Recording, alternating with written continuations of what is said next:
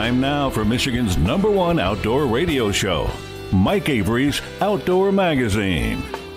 Outdoor Magazine is brought to you by Jay Sporting Goods, the Yider Insurance Group, Angler Quest Pontoons and Polarcraft Boats, the Forward Corporation, Primal Tree Stands, Security Credit Union, Garber Chevrolet, and by Michigan Brand Meats.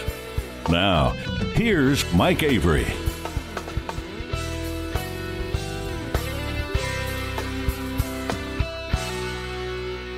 Well, thank you, Ken Hunter, for that introduction, and welcome to another edition of the Outdoor Magazine radio show right here on the Outdoor Magazine Radio Network. More than 30 stations across the great state of Michigan talking about the history and tradition of the outdoors, the great outdoors, the outdoor lifestyle, hunting and fishing and shooting and trapping, wildlife issues, conservation issues, even some wild game cooking. I'm here for 3 hours every week.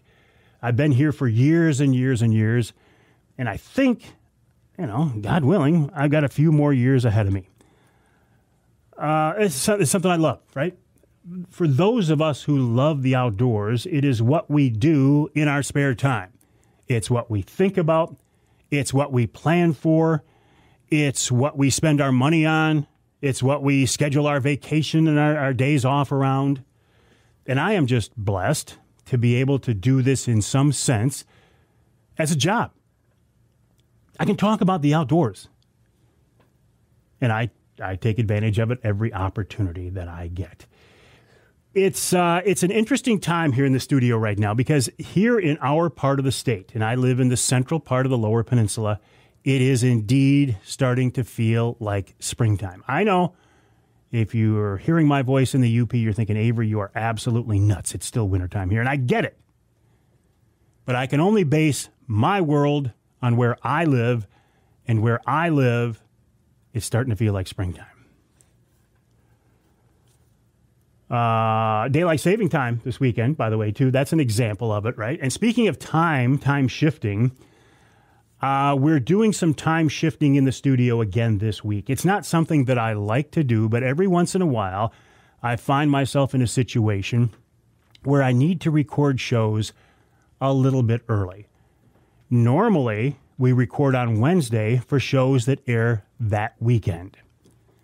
And that's about right in my mind because the show can be timely. Weather conditions probably aren't going to change too much. And, the show can have somewhat of a timely and up-to-date feel. When I have to double up, I actually end up recording shows a week and a half before they air. And that makes me a little bit uncomfortable. I don't like to do it, but sometimes I find myself in a situation where I have to. And I think maybe for the next couple of weeks or so, that might be the case. As soon as I can get back to a regular schedule, I will. Now, I say that about time shifting because I want to make you aware that what I've noticed here in the last couple of days might be old news in your part of the world by the time you hear the show. But you know that one of my true signs of spring is that first dead skunk in the middle of the road. I don't care what the calendar says. To me, the first dead skunk in the middle of the road, and I know, there's a song about it. I get it. I understand that. That first dead skunk to me is a sign that springtime is just around the corner. I had been hearing reports of dead skunks. People sending me pictures of dead skunks, and I could not find one. I was driving around looking for dead skunks. I couldn't find one because I wanted to post that first picture. My buddy Dan from church the other day, he sends me a picture of a dead skunk in the middle of the road in front of his house. So since I couldn't find one of my own, I went over and I looked at his to say that I had the experience. And I took a picture of the dead skunk in front of his house. That was on March 1st. I saw my first dead skunk. But I have always said that to me, the true sign of springtime in my world is when I hear the first red-winged blackbird. Now, we've got a pond behind the house that is always just full of red-winged blackbirds. And it's one of those sounds that the first time I hear it in the springtime, I think, That's right. I haven't heard that for a while. You know, when it gets to be all summer long and you're out there shrilling and trilling all summer long, you kind of forget, you get immune to it, forget about it. But when you haven't heard them for a few months and they show up, it's wonderful. On the same day that I saw that first dead skunk, I saw and heard the first red-winged blackbirds on the pond behind the house. There's usually a couple of weeks in there. So that day was made even more special. My first dead skunk and my first red-winged blackbird. I'm thinking, what more could there possibly be? Well, you know, here in Michigan, people say, well, when the robins come back, that's a sign of springtime. I don't put a lot of stock into that because I've seen robins, I think, 11 months out of the year. But they are nice to see, right? And on the same day that I saw the first dead skunk, the same day that I saw the first red-winged blackbirds, I looked out in the yard and there was a flock of robins bouncing around the yard. Robins, red-winged blackbirds, and skunks, all in the same day. The only thing I was missing would be, what? A flock of sandhills going over? I haven't seen one of those yet. As further signs of springtime, again, in this part of the world, in this part of Michigan where I live, people are tapping their maple trees. Another sign of spring. And I get it. I get it. If you live in the UP, you're saying, don't talk to me about springtime. I got 2 feet of snow or whatever it is, and it's cold, and I don't even want to think about it yet. I know. I'm sorry. But I'm not. Because I love this time of year. Things change fast, right? Things change. The weather can change, and I know it's going to be up and down and up and down. But here, again, in my part of the world, it feels like springtime. Have you noticed, though, as you're driving around right now, like those of us with this mindset tend to do, if you got nothing else going just before dark, what do? You jump in the truck and you take a drive and you go look and see what you can see. What about deer this time of year? Will you ever see one single deer this time of year? Nope. If you see a deer right now, there's going to be a herd of deer. I was making a drive the other night. I had a meeting I had to go to, and I looked off in the field, and there were dozens and dozens and dozens of deer. I didn't take time to count them, but there was well over 50 deer there. I thought, this has got to be every deer in this section. I go down the road another mile.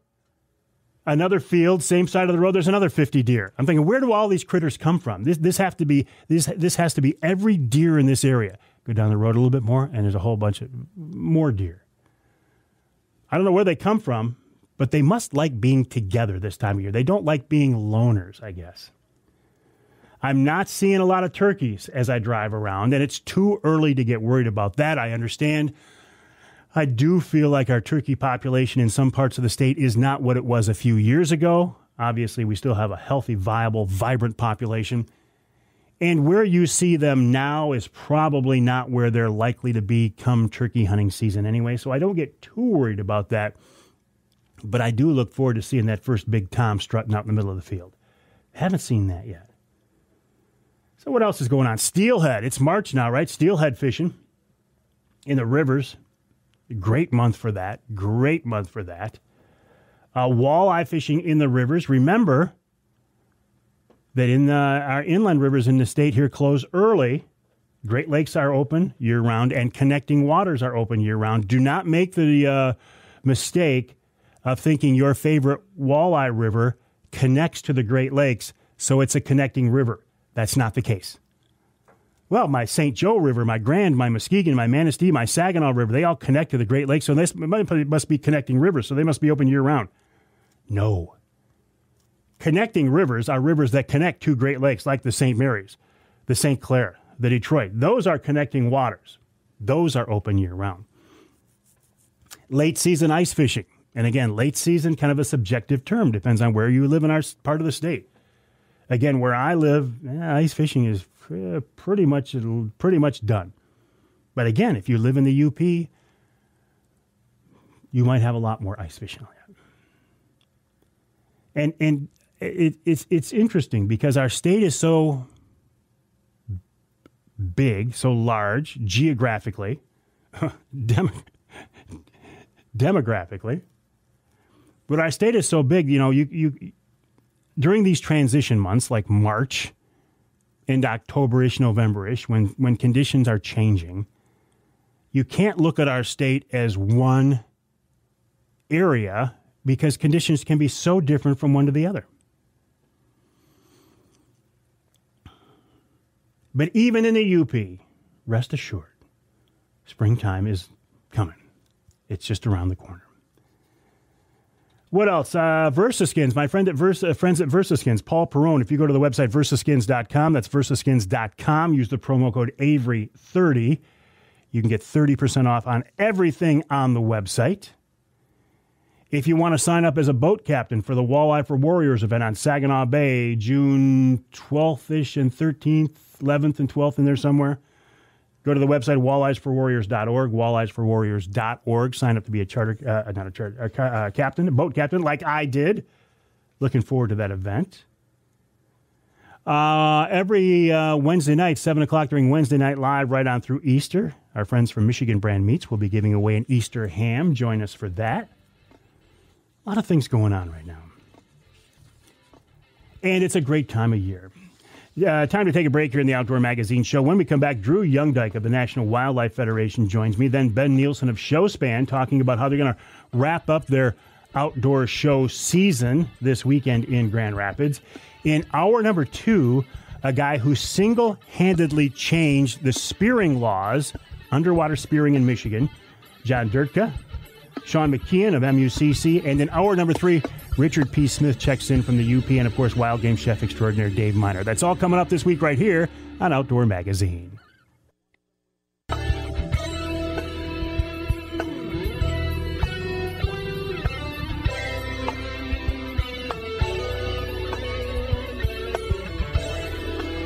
You can hear the Outdoor Magazine Show in Manistee on WTIQ 1490 AM 95.3 FM.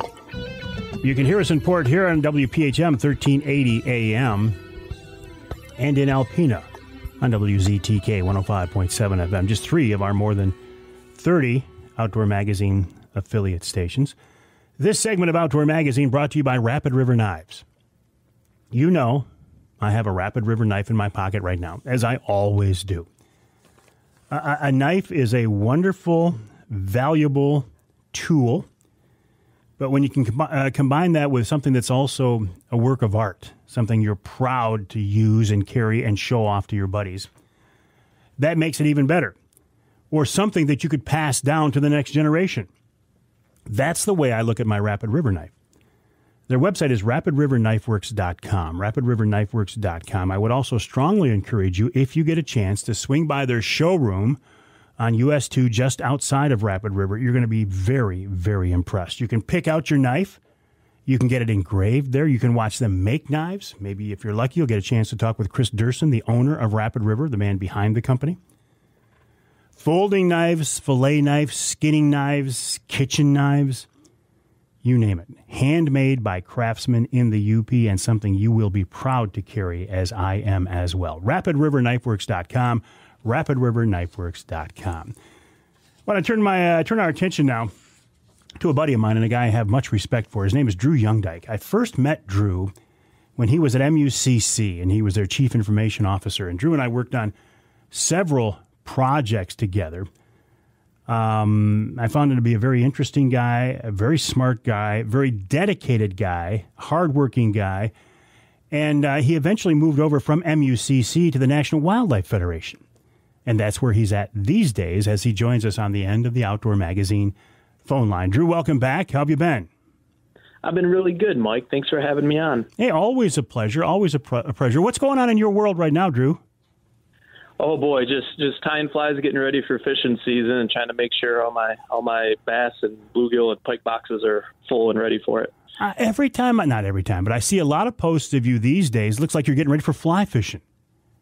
You know, that's kind of my main passion these days. But I've gotten into fly tying over the last couple years for a couple of reasons. But what I've started doing is just keeping a online album of my flies, so I track what I tie. how did you get into that? They did the flies available in the store weren't what you were looking for, or was it just something to do throughout the wintertime? A little bit of both.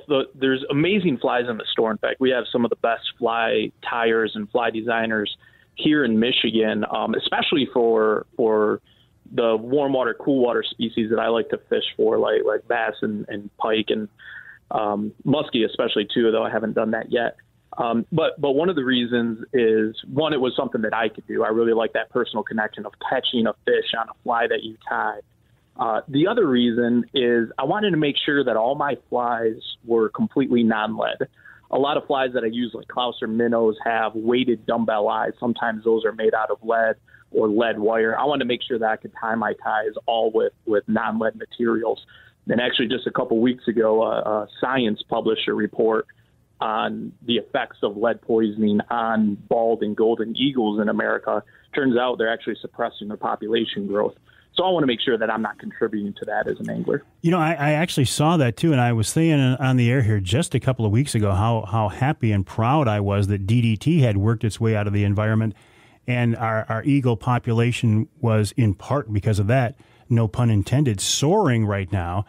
And then when I heard about the lead in there causing some problems, it was kind of heartbreaking.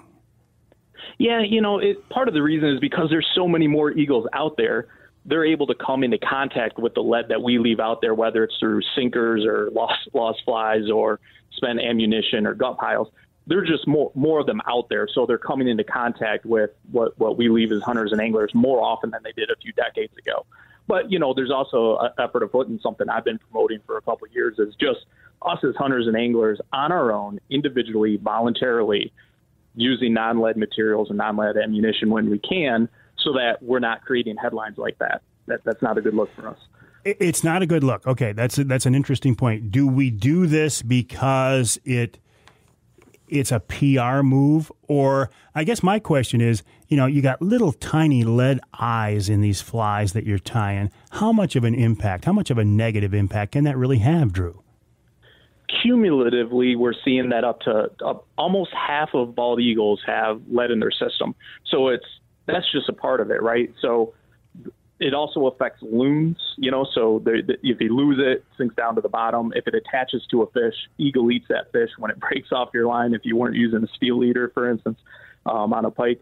But all of that cumulatively has added up to almost half of eagles having lead in their system. So really, for me, it's not necessarily a PR move. I think for the hunting and angling community as a whole, that's a good reason to do it. For me, it's just that I really like eagles. When I go up to my cottage and fly fish for pike, I'm seeing loons, I'm seeing eagles soar above me. I want to keep seeing them. So I want to make sure that at least what I can control as an individual, I'm not contributing to that. No, I'm with you there. Just the route that I drive on a daily basis these days goes along a river, and there are eagles everywhere. There are several eagle nests that weren't there years ago. I think it's a great conservation success story. Yeah, so if we can do something as outdoorsmen and women to help maintain that, yeah, I'm all for it. Absolutely. Yep, and I think, you know, if it's something we do individually and we do voluntarily, the more we do it voluntarily, then the less that somebody makes us do it when we're not ready. So I think that's a good point too. Amen to that one, brother. You talked about a musky on a fly rod. I know you haven't done it yet, but man, that sounds like a riot. You know, I realize that where our cottage is up in the UP, you know, where I fly fish for pike, just across the Wisconsin border are all these little musky lakes in Wisconsin. And in the middle of the summer, when the pike like to get a little deeper than I can reach on my fly rod, and I get up there, I'm like, boy, that'd be the perfect time to hop across the border with my canoe and see if I can catch a muskie. So I've been tying some bigger flies kind of with that in mind, some, you know, 8 to 12 inch streamers, kind of with that in mind. Well, the ones I've been seeing you tie for a pike are pretty good size too. Yeah, most of my pike flies are usually about 5 to 8 inches. I've had really good luck with, you know, about a 5 to 6 inch just white bucktail streamer. I've started tying those a little bit bigger too. But for the muskie, what I've been reading, what I've been hearing from, you know, people who fish for them more regularly is that they like those bigger offerings. You know, they're pretty picky. So if they're going to expend the energy to go after the meal, they want to make sure it fills them up. Are you able to chase muskies and big pike in the southern part of the state where you live, or are you having to make that drive to the UP to get done what you want to experience? From what I've been reading, it's really great muskie fishing in Lake St. Clair.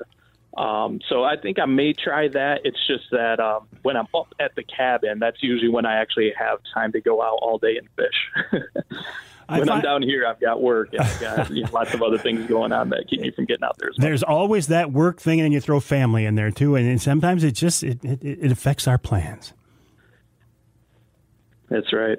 It looks like, though, that you're having a great time with that young son of yours, getting him involved and introduced to the outdoors.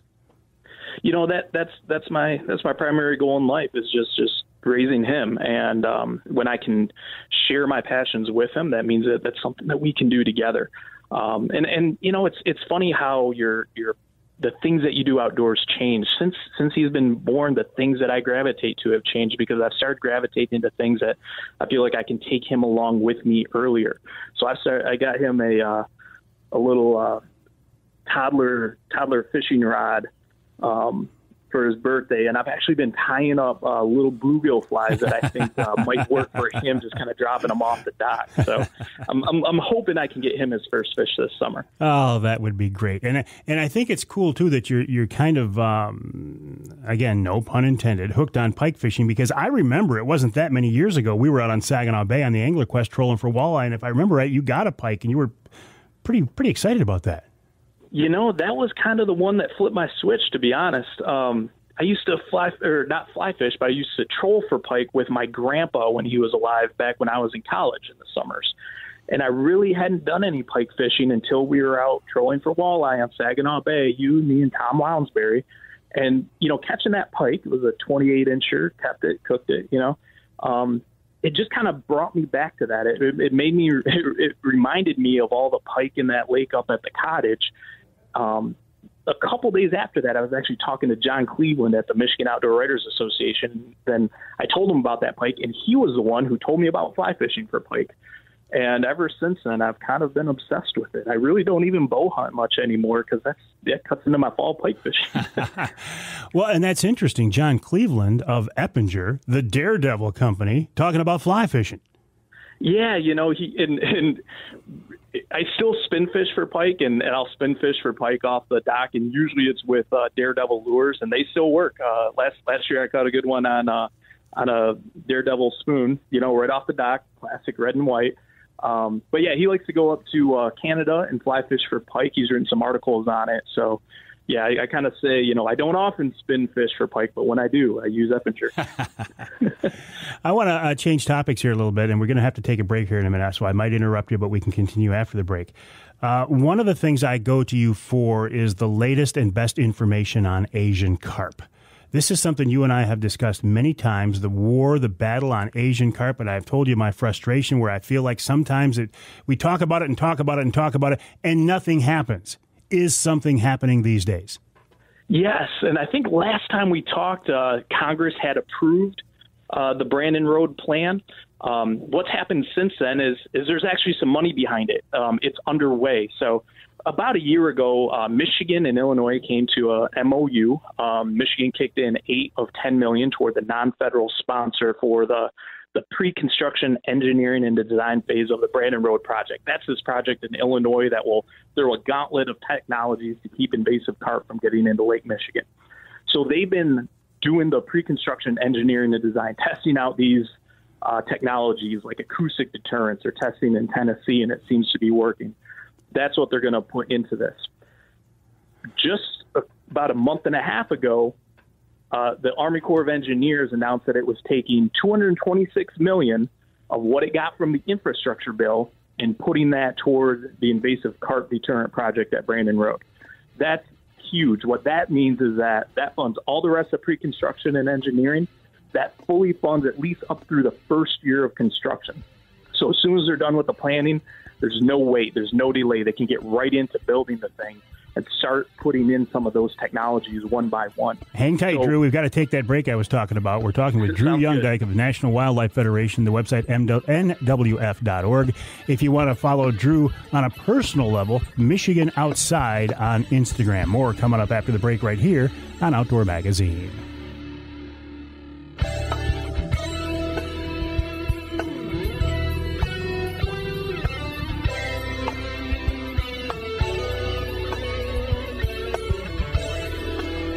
You can hear the Outdoor Magazine show in St. Joe on 94.9 WSJM. You can hear us on the other side of the state in Tawas, WIOS 1480 AM, 106.9 FM. And you can hear us in Traverse City on Powerhouse Station WTCM 580 AM. This segment of Outdoor Magazine is brought to you by VersaSkins, Michigan-based VersaSkins. Just change your skin for the season you're in. Paul Perrone at VersaSkins has come up with a really cool concept. High-quality, very well-made hunting clothes that you can snap on and zip on an outer shell to change the color for any season. Blaze orange, snow camo, springtime camo, fall camo, snap, snip, snap, zip, zip, and you've got a whole new hunting outfit. Check them out online at versaskins.com. That's versaskins.com. By the way, if you use the promo code Avery30 for about the next week, Avery30, you can save 30% on everything on the website, Avery30 at versaskins.com. That's versaskins.com. Talking now with Drew YoungeDyke of the National Wildlife Federation, NWF.org. So, Drew, I'm encouraged what you're saying about movement to fight Asian carp.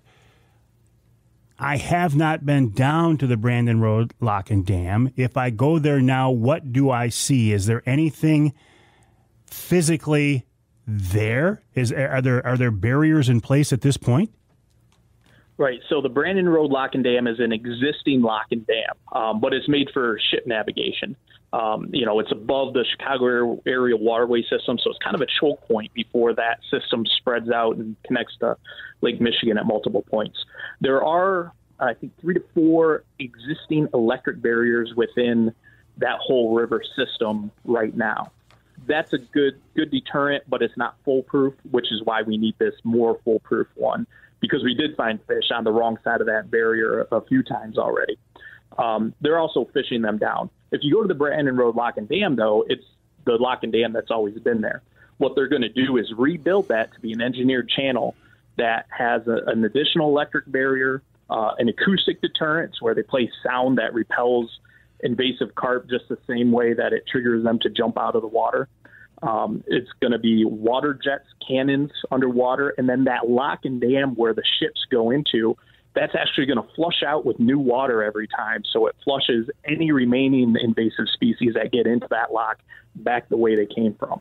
So that combination of all those different technologies will provide a more foolproof way to make sure that invasive carp don't get into Lake Michigan. I am just amazed that at this point we don't have a population in the southern part of the state, say in the St. Joe River, because we've been talking about this for so long. I think we're very lucky that they haven't spread more than they have. I think we are lucky, but there's a lot of work that agency personnel from federal and state and all the states do to keep them out, to monitor where they might find even, a hint of their environmental DNA so they can comb that part of the river more closely. So they monitor them really closely. That gets funded as well through the Great Lakes Restoration Initiative. So having this funding from the infrastructure package means that big Brandon Road Lock and Dam plan can continue right from pre-construction engineering and design into the full first year of construction. That should take us that should begin in 2024. That should take us through 2025. But now we also need to make sure that construction gets completed. We don't want to have a half-built thing hanging out there with no funding. So right now it's going to be 80% federal, 20% local, where non-federal, which means the state of Illinois, we don't think they can actually pay that. So we're trying to get full federal funding. And just a couple weeks ago, a bill, the SHORE Act, was introduced that would, among other things, include that full federal funding. That's really the final piece of this. If we can get that in place, then this Brandon Road Lock and Dam is going to get built and finished with no delay, according to schedule. And that's what we're really fighting for. Has Michigan agreed to kick in on this? Because we have more at stake maybe than anybody. So we kicked in $8 of the $10 million of the non-federal match that was required for this pre-construction engineering and design phase. So Illinois, was supposed to pay $10 million. Because we have so much at stake, Michigan actually kicked in $8 of that $10 million. So we've kicked in more than any other state at this point. But really, this is a national issue. It wasn't Michigan that imported invasive carp. It wasn't Illinois that imported invasive carp. It was some of the southern aquaculture fish farmers that did, and they didn't know they were going to get out at the time, but they did. So they've really come up through the entire swath of the states connected to the Mississippi River system. They threaten Michigan and the Great Lakes. So it shouldn't just be these states that have to pay that. It's really a national issue. It affects waters from Louisiana all the way to North Dakota. So this is really ripe to be a full federal project because it's such a national issue. Drew, always a pleasure. I appreciate you bringing us up to speed on this. I wish you luck in your fly fishing adventures for pike and maybe even musky. And if you decide you want to go a little bit different route and jump on the angler quest and put your feet up and enjoy the sunshine and catch some fish, you are more than welcome to come on up to the bay with me this summer, and we'll give it a try once again. Appreciate that, Mike. Always a pleasure to talk to you. Drew YoungeDyke of the National Wildlife Federation, the website nwf.org, nwf.org. As I say, I first started working with Drew when he was at MUCC, MUCC.org, by the way. We worked on several projects, and I think, I felt like but the efforts we were involved in were positive, and I think some good things happened. We'll take a break here on the Outdoor Magazine Show. When we come back, Ben Nielsen of Showspan checks in as they get ready to wrap up their big outdoor show season with that huge show in Grand Rapids this weekend. And in hour number 2, we're going to talk spearing, but not spearing through the ice, underwater spearing with John Durtka right here on Outdoor Magazine.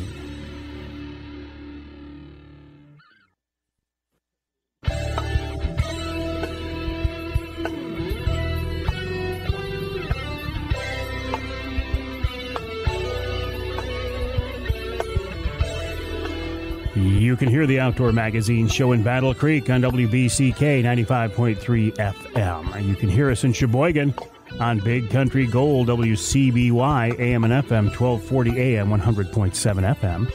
And you can hear us in Lansing on WILS, 1320 AM. This segment of Outdoor Magazine is brought to you by the Linwood Beach Marina and Campground. Linwood Beach can be your year-round Saginaw Bay fishing destination and your Mid-Michigan Tracker and Angler Quest headquarters. For more info, check them out online at linwoodbeachmarina.com. That's linwoodbeachmarina.com.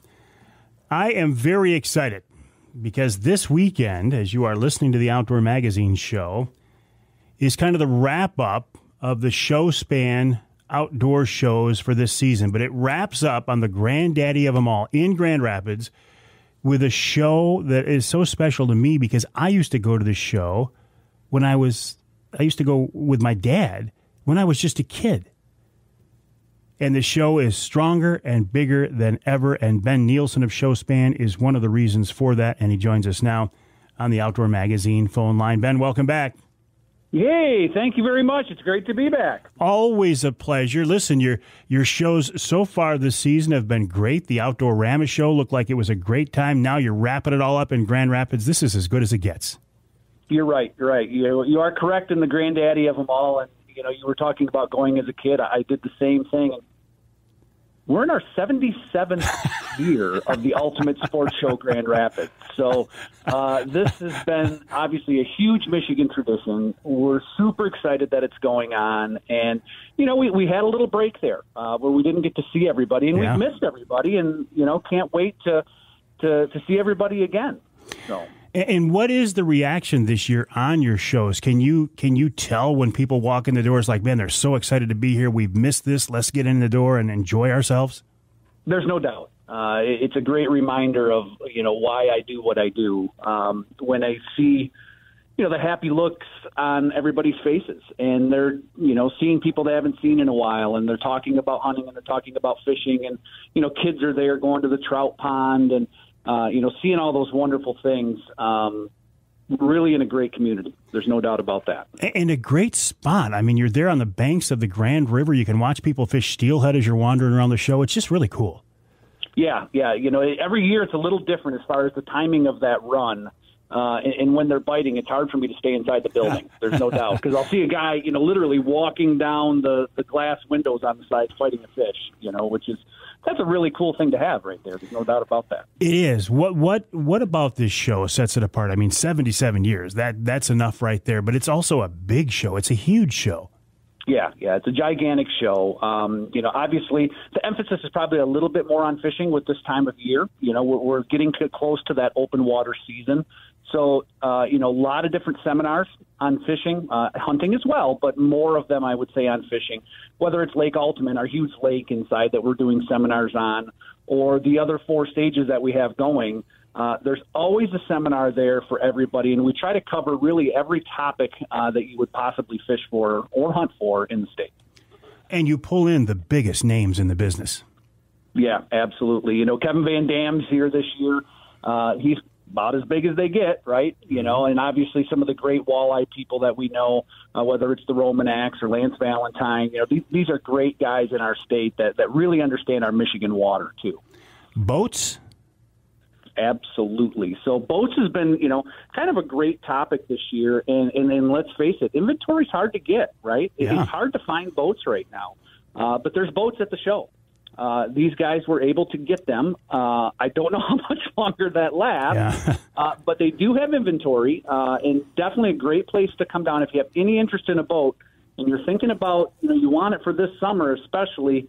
Now's the time. Inventory is light, and get that thing before all of a sudden it's June and you're sitting there going, man, I don't have a boat. So come on down and check the boats out for you. Yeah, if you're in the market for a new boat, if you can find one close to what you're looking for and you're serious about getting a boat this year, grab it. And the beauty of a show like yours, Ben, is you've got so many different boats there.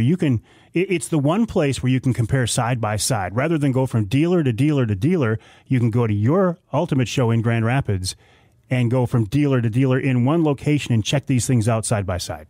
Well, there's no doubt about that. I mean, the reality is, if you were to try to go to all these dealerships, it'd probably take you a whole weekend just driving, right? Yeah. And, they're under one roof. So you can, within a few hours, go talk to everybody, compare boats, get in them, see the different features, talk about pricing. All of these guys are there, ready to sell their boats, and you can really do a really good side-by-side comparison on these things.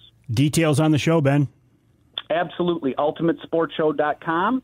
We're open this weekend till 8 o'clock and Sunday 10 to 5, and can't wait to have everybody here. Downtown Grand Rapids at the, DeVos Center? Absolutely, at DeVos Place, right in downtown Grand Rapids. UltimateSportsShow.com, UltimateSportsShow.com. What a great way to wrap up the season, Ben. Yes, thank you. We're excited about it. All right, Ben, congrats on your success so far this year. And again, good luck on the big show this weekend. I will hope to see you there. UltimateSportsShow.com. Ben Nielsen of Showspan. They do a great job.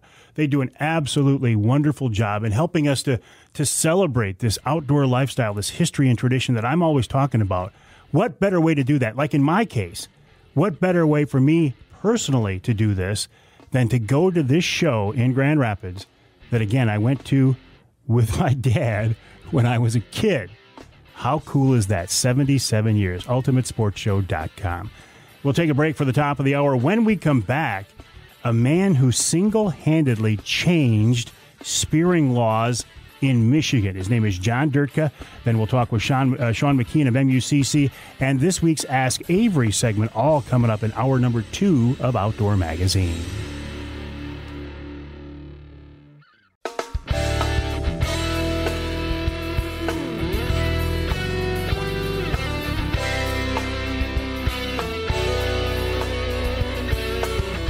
Time now for Michigan's #1 outdoor radio show, Mike Avery's Outdoor Magazine.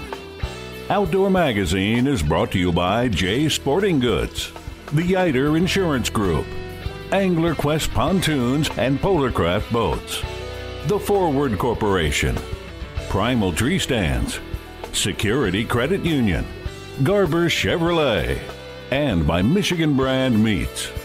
Now, here's Mike Avery.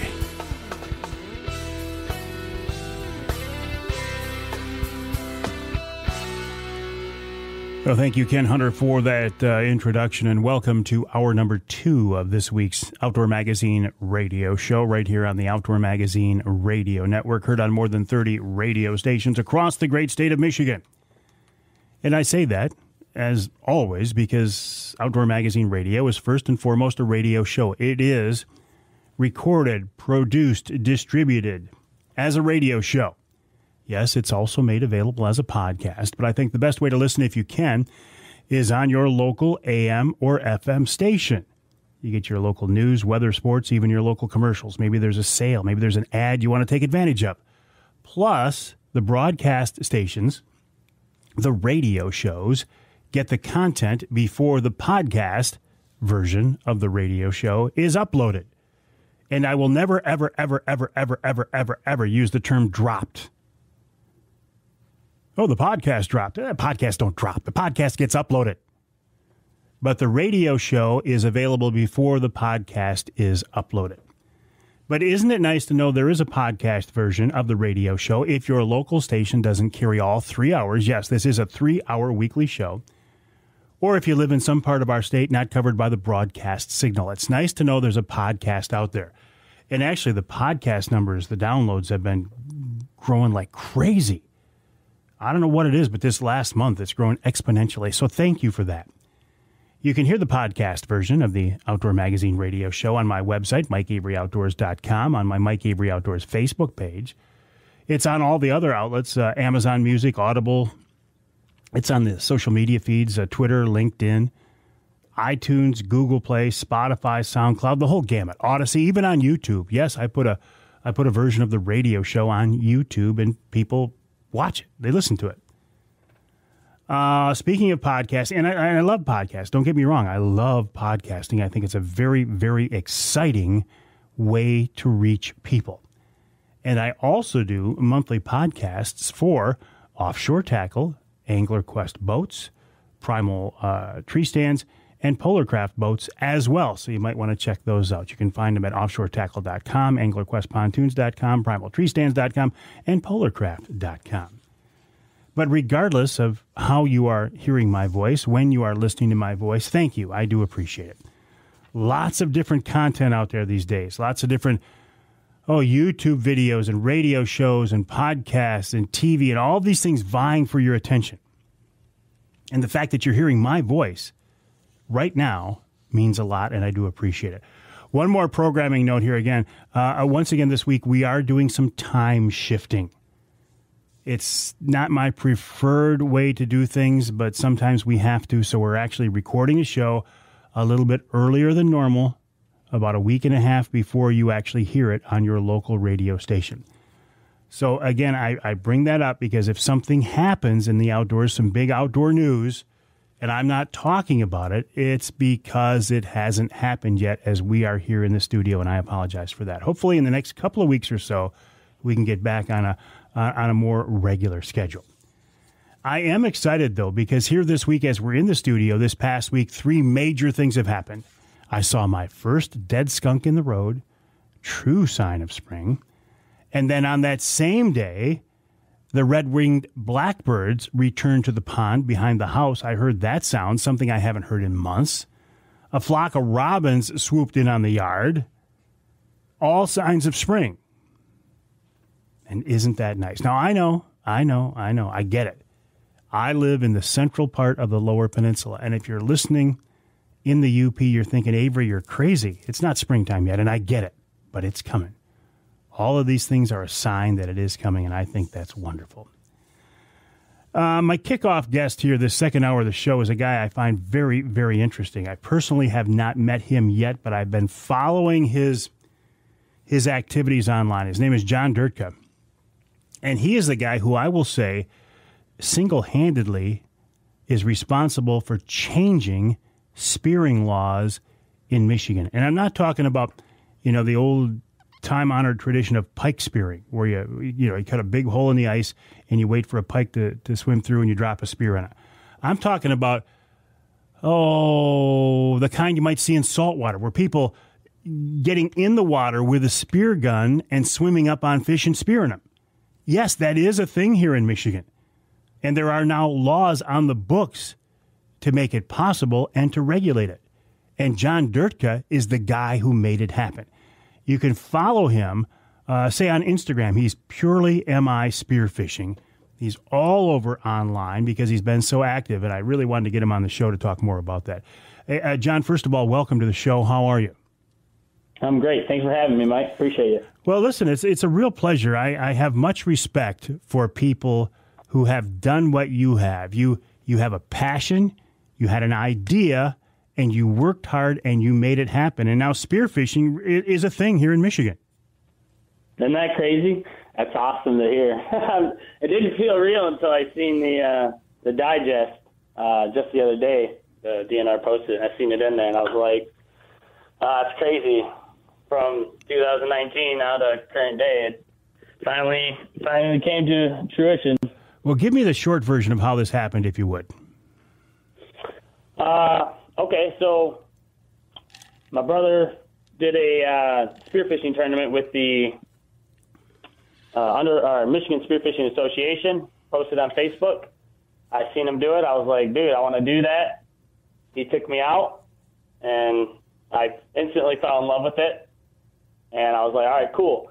So just like you're talking about all the spring activities, all the birds coming around, I was just kind of in this downtime waiting for the summer to come around. And I was kind of looking at the regulations and wanting to have more opportunity.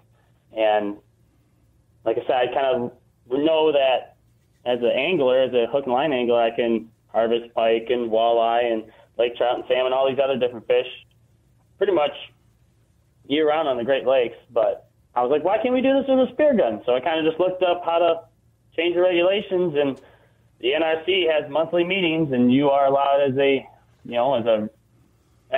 public, as an American citizen to give a public statement. So I was like, I'm going to give this a shot. So I emailed their secretary and asked for a spot to give a public statement. And I was given 5 minutes to talk about underwater spearfishing. So I created a statement and what I was hoping to achieve and what I would like to see. And on, I believe it was April 16th, 2019, I sat down and poured my heart out to them about the physical challenges and the narrow opportunity and all the different things that come into play when you're underwater spearfishing. And they told me to talk to the Fisheries Division, Chief Dexter and Seth Herbst. So I, all this information is available on their website too. So I just got a hold of their secretary, arranged a meeting, and we sat down and I talked to them about what we did, and they liked my energy and liked the safety aspects, because Michigan didn't have a lot of safety rules about underwater spearfishing. So, where to go, how to do it properly, and, just general safety rules that a lot of other states and, like you said, neighboring saltwater bodies have. So I think that helped a lot. But you kind of went through that process. Once you talk to your fisheries division about what you want to do, and if they agree, they have a vetting process where they go through citizen advisory groups, cold and warm water resource steering committees, and we just kind of made the order, what we drafted the order, and we pitched it to them. And then as we went through each section of their vetting process, we fixed things and made things more acceptable for other groups. And over the 2-year process, they decided to recommend it to the NRC back in August of 2021. Well, you must have had a very compelling argument, very compelling testimony before the NRC, because things usually don't happen this fast, John.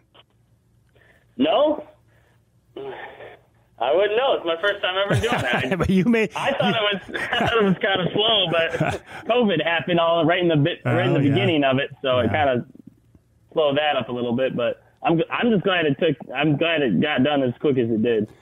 Yeah, it's pretty impressive. Listen, I got to take a break here in the Outdoor Magazine show in just a few seconds. But when we come back, now that we know the background about this, I want to talk to you about more of what underwater spearfishing is, especially the species you can target. Because some people are going to say, "Well, I don't want them down there after my salmon and walleye," but that's not the case, is it? No. We're talking with John Durtka of Purely Michigan Spearfishing on Instagram. You can find him there. Instagram, Purely MI Spearfishing. He's got some great video. In fact, he shared one to the Outdoor Magazine Facebook page, which I am getting ready to share here as well in preparation for this week's show. And you can see more of what he's talking about. Very, very cool. And I'll go back to my days. I can't think of the show. What was it, Pat? Help me out. In Florida, Mike Nelson. He was a diver. Remember that show, Sea Hunt, Sea Quest, something like that. We're both coming up.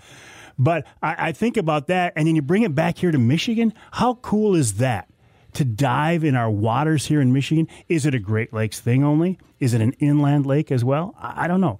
John has those details because he helped put this together, and we'll talk about it more after the break right here on Outdoor Magazine. Then Shaun McKeon of MUCC talking about their upcoming camp, their R3 initiative, and then this week's Ask Avery segment with the question is about rivers that stay open for walleye year-round, those that don't, and some proposed regulation changes as well. What's that all about? That's still coming up yet in hour number 2 of this week's Outdoor Magazine.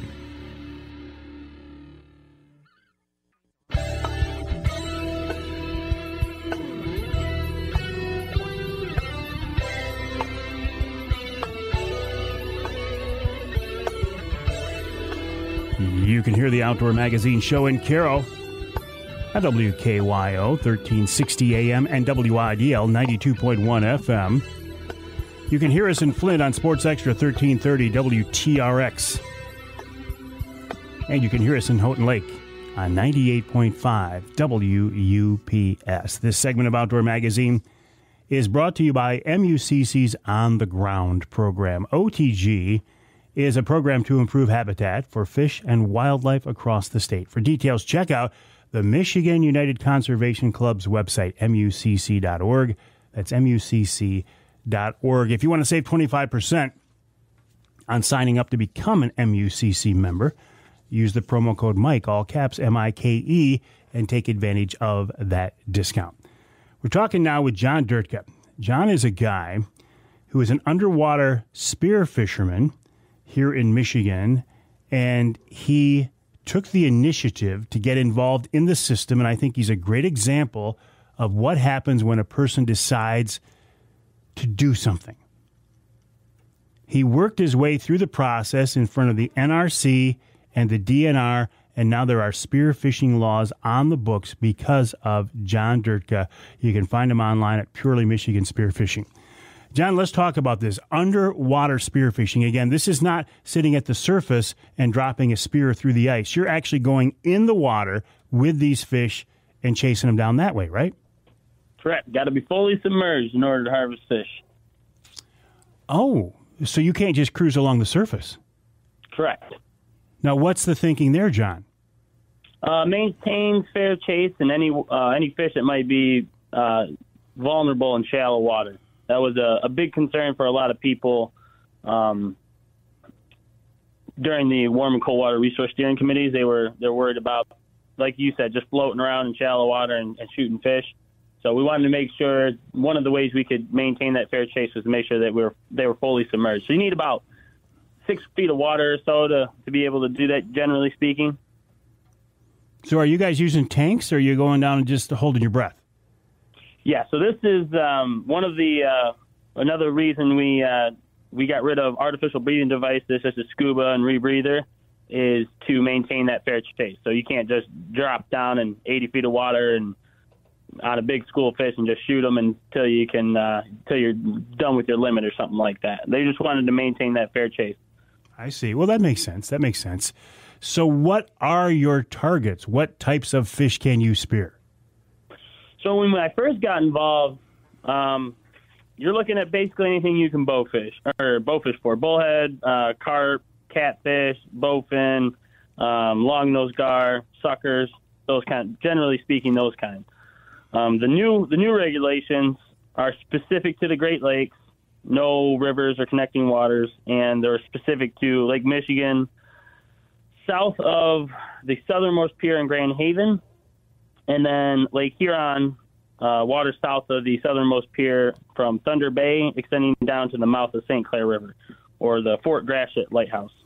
So this is Great Lakes only, then? This is not rivers and it's not inland lakes?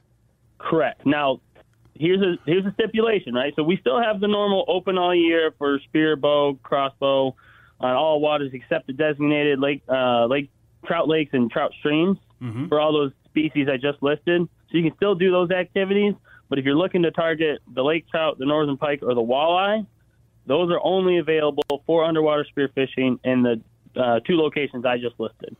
Oh, so you can, in those areas, target walleye, would you say walleye, lakers, and pike? Yes, correct. Oh, really?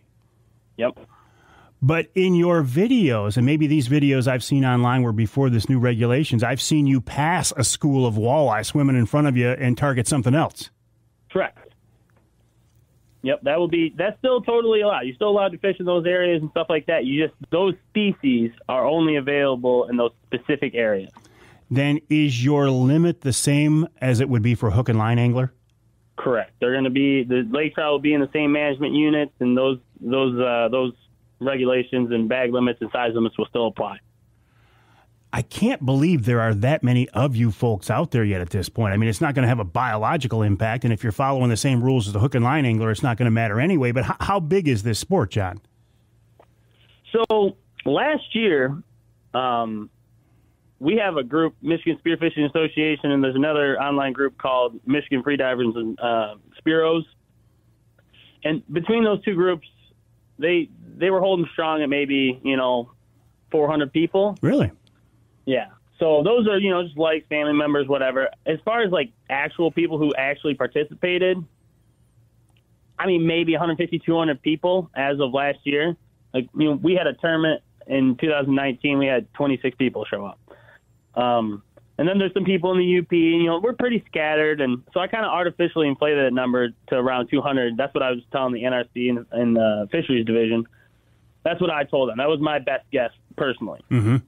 Now I'll tell you this, since they announced it, the spearfishing change for lake trout, northern pike, and walleye, I mean, I'm almost up to 1,000 followers on Instagram now, which I was at like 300 before. So there has been a significant peak in interest for this, which is very, very cool. Sure. How many people will do it and never do it again? I don't know. That's a good question. Well, I know I will never do it, but I will follow you online and watch your videos because they're cool. Yeah, right? Isn't that sweet? Just to be, it's like, I think that video I sent you, I posted about it. It's literally like the world's biggest aquarium, and it's free. You just got to be able to dive down there and hang out with the fish if you can find them, Well, is that a concern? Because I'm thinking here in Michigan, our visibility is going to change based on weather and wind direction and such. So that's got to be your main concern, isn't it? Huge. It's so drastic. It can be, I mean, you can go from 3 days of crystal clear water to 2 weeks of just dingy, dirty water. It's very tough conditions, and having the ability to, move around a little bit helps. But if you're just somebody who doesn't want to, travel across the state to go spearfishing, then if you're in Grand Haven and you drop in and, trying to find some lakers or pike or walleye or whatever's out there, you are 100% subject to the conditions of that lake. So, that's just one of the limiting factors. Sure. Why it's I think it's another good reason to allow it. It's just you can only do what the conditions will allow for. You said you need about 6 feet of water as a minimum to be able to do this. What's the deepest? I mean, how deep can a person free dive and hold their breath? So I've been training this past summer. I went down to Miami, Florida, and I got certified with a guy named Roy down there for 305 free dive. And I hit 92 feet back in August. So that's on a line. So I'm comfortable fishing about 65, 75 feet. And I can hold my breath for about 4 minutes. Wow.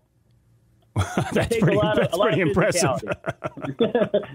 Yeah, it's not just. I mean, I'm training to get better. I'm not saying everybody's like that. But what are you going to see at 65 feet? Even in clear water, your visibility in the Great Lakes isn't going to be that good, is it?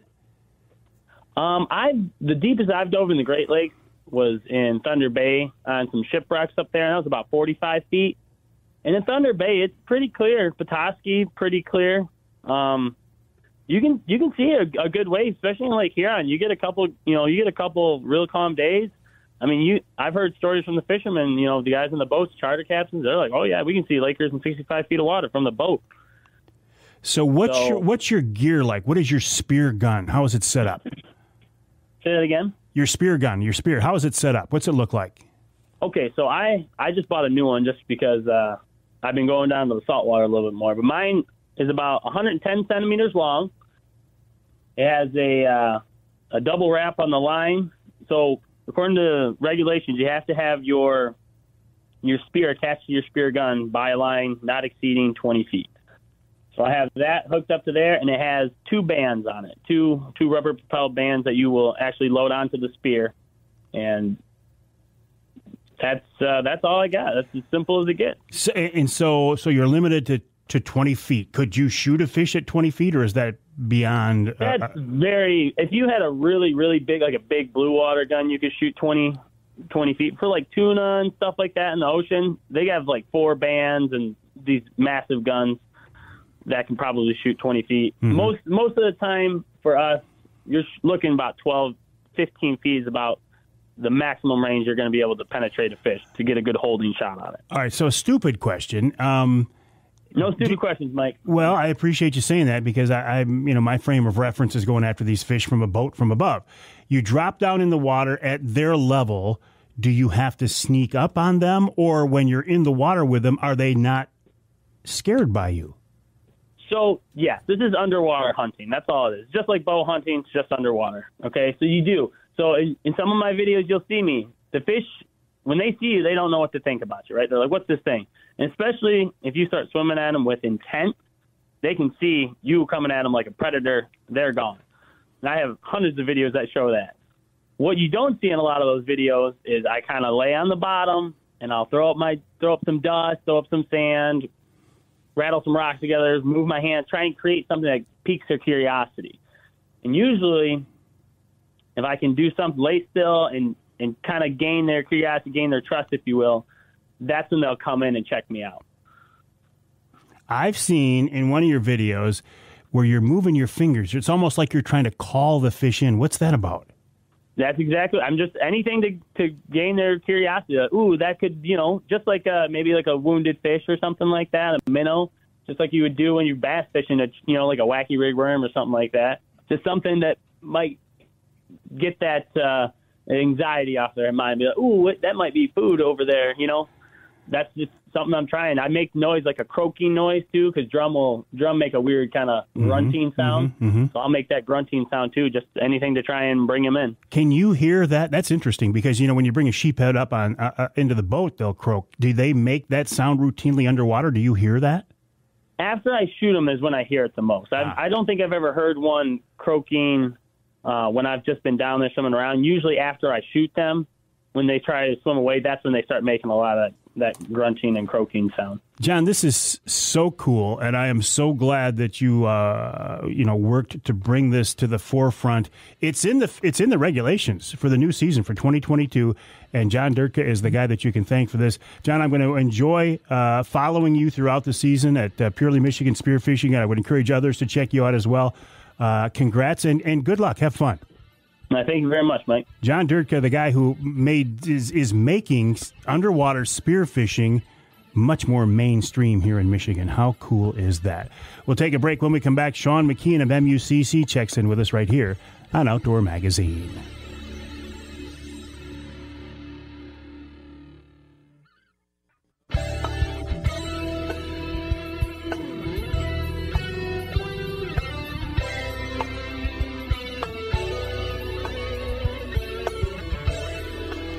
You can hear the Outdoor Magazine show on more than 30 stations across the great state of Michigan, AM and FM stations, including the Twister 92.1 WTWS in Houghton Lake. In Holland, you can hear us on WHTC 1450 AM and 99.7 FM. And you can hear us in Newberry on WNBY 1450 AM. This segment of Outdoor Magazine brought to you by Michigan-based Boning Archery. Boning has been a leader in the archery industry for, 76 years now? Roland Boning invented ferrule-tight to glue broadheads to wooden arrow shafts. These days, Boning continues to come up with new products for target archers and bow hunters. They just spent a whole bunch of money, a bunch of resources, a bunch of technology to come up with this super high-tech production process at their plant there in Lake City. So, I mean, they're not just sitting back. 76 years, and they still continue to work towards better products, better processes, all for us as archers. Check them out online at boning.com, BOHNING.com. While you are online, please check out my website, MikeAveryOutdoors.com, and then head on over to MUCC.org.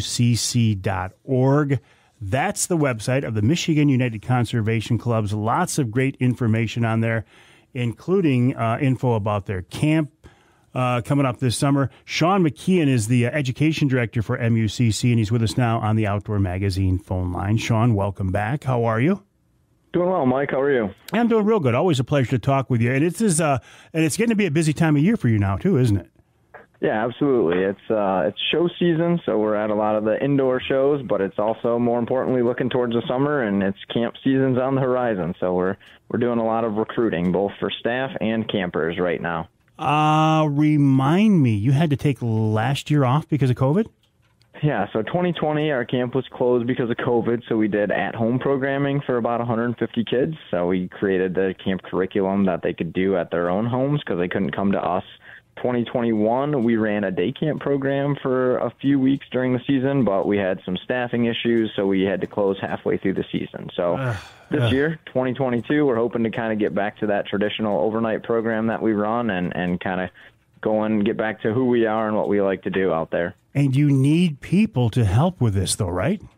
Absolutely, yeah. We hire 15 staff. They're all paid positions, so we're looking for male counselors, range officers to help on the archery and riflery range, lifeguard, nurse, and kitchen crew. Kind of puts it all together. So we have 15 positions that we hire each summer, and they're paid, housing's provided, meals are included. Okay, so these are positions that folks would come and actually stay with you guys at the camp throughout this period. Correct, yep. So the counselors actually live in the cabins with the kids to make sure that the kids are there and safe overnight. The kids are down there for 6 days and 5 nights, and the staff gets weekends off, which is unique in the camp world, but it's something that we've been able to do. So I would imagine you're looking for younger people, right, to help out with this? Yeah, traditionally our counselors are college-age students, so 18 to 24. It's a real good resume-building opportunity to kind of get hands-on fish and wildlife experience as well as working in the education world with kids, too. And how would somebody get involved, Shaun? How do they reach out to you directly or what? Yeah, so we have a new camp director. Her name's Ashley Carmichael, and they could send a resume directly to her through email. Her email is carmichael@mucc.org. You can also find more information on our muccamp.org website. But yeah, we just need them to shoot us a resume, and we'll take it from there. And is it too early for kids, for families to show up yet? Do you need to get the staff in place before you can accept campers? Nope, we actually opened registration on February 1st. We have 78 kids already signed up, so nice. We have a capacity for about 400.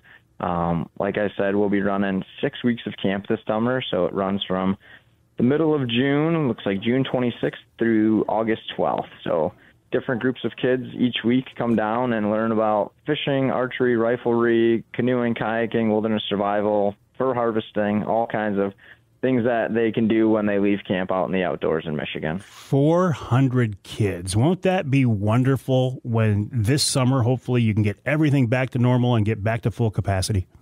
Yeah, absolutely. That's the goal. And we usually run about 250 of those kids through hunter safety who haven't had the chance to take it. So that's another benefit of coming down to our program, is your son or daughter can get hunter safety certified with us while they're at it. And that's actually a big deal because I talk with young families all the time that have a hard time finding the hunter safety classes. Yeah, yep. So the classes, especially the last couple of years, have been way less. So yeah, as part of coming to camp, the kids who don't already have it, it's just built into our curriculum. So they get hunter safety as part of just being down there with us.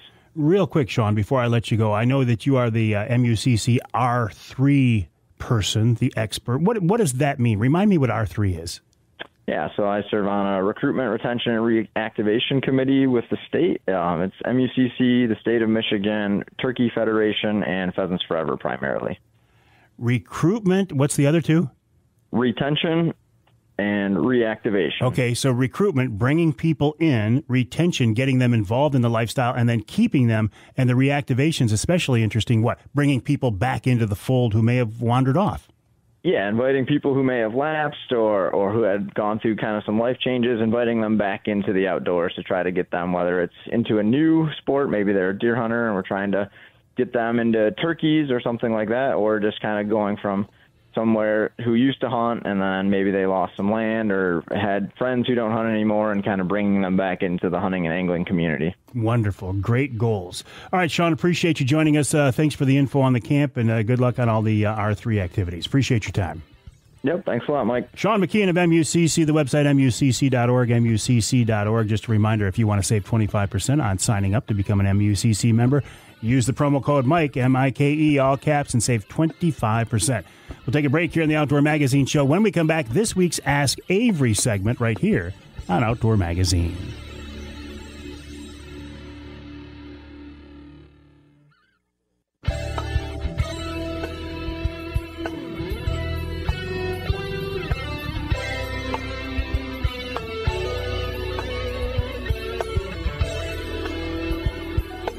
You can hear the Outdoor Magazine Show in Escanaba, the Riviera of the North, on WCHT 600 AM and 95.3 FM. You can hear us in Manistee and WMLQ 97.7 FM. And let's go back to the UP, to the Sioux, ESPN 1400 WKNW.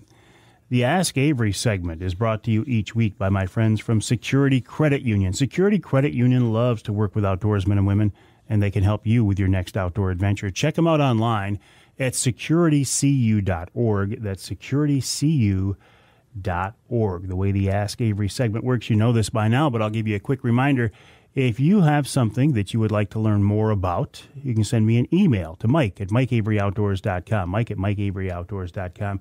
If you want, in the subject line of that email, put Ask Avery, and it'll make it very easy for me to catalog it and decide how to address it, whether you want me to answer the question directly or whether you would want me to pass that question along to an expert, maybe in the DNR, MUCC, or somebody who knows certainly more about it than I do. For example, if you were to ask a question for extreme long-range shooting, I wouldn't try to answer it. I would bring in my friend Paul Phillips. But the way to get the question out there, Mike at MikeAveryOutdoors.com, and use the subject line Ask Avery. This week's question is not specifically from one person, but it's a conglomeration of several people who have reached out to me regarding walleye fishing, the upcoming season closure, how that works, and some proposed regulations. So, to walk through this briefly, walleye season ends on inland lakes in the UP and the Lower Peninsula on March 15th. You can fish through that day. Seasonal dates are always inclusive. So if it says, through March 15th, you can fish through the day on March 15th, but you can't fish on March 16th. That is for inland lakes. The Great Lakes are open year-round. The Great Lakes, and some say the Great Lakes and connecting waters. Don't be confused by that. Yes, the St. Joe connects to the Great Lakes. The Grand connects to the Great Lakes. The Saginaw River connects to the Great Lakes. Just because it connects to the Great Lakes, it is not considered a connecting water. The connecting waters would be the St. Clair River, the Detroit River, and I've got to be honest, I thought the St. Mary's. But the regulation I'm looking at right now does not include that. So check that one out before, check the guide and see how you read it. So the Great Lakes open year-round. Inland lakes close the 15th. They will reopen inland lakes and rivers. They'll reopen in the lower peninsula the last Saturday in April, but in the UP not until May 15th. And, of course, the St. Clair River and the Detroit River and Lake St. Clair are open year-round. The question that has come up lately is concerning the Saginaw River, and I don't want to make this too specific to the Saginaw, but I'll use it as an example. There is a proposal to open up the lower Saginaw River to walleye fishing year-round like the Detroit River is. I find this very interesting because originally the Saginaw River was closed under the guise of a spawning closure to protect spawning fish. So is that being lifted because they have now found that the fish are not spawning in the river like they used to? They're spawning more out in the bay. The thing I find interesting is this was brought forward and pushed by an NRC commissioner rather from the biologists themselves. And to make it even more interesting,